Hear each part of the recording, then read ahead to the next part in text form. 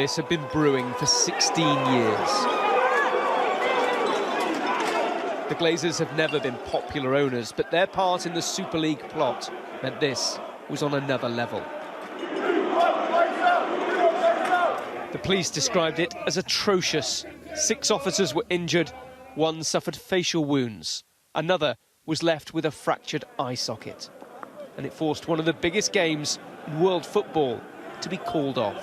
Listen, I'm not going to condone violence against police officers, but there were thousands of people here protesting yesterday, and from what I gather, was it 2 injuries or something like that? So it's a very small percent of people that were here that were causing any trouble. The vast majority of United fans here were here to protest, to get a reaction, to make an impact, and to send a message to the Glazers, and I think the message was sent.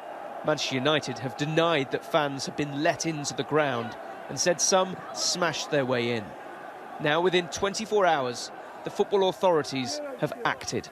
The Premier League acknowledging the anger and tightening their ownership rules for clubs. In principle, we certainly welcome it.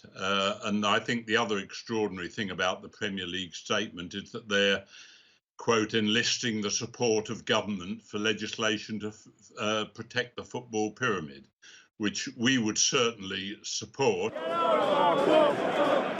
But one former chairman of the FA argues it's the Premier League model that's part of the problem. The Premier League is 20 separate businesses coming together to sell their rights together. In any other industry, that would be called a cartel.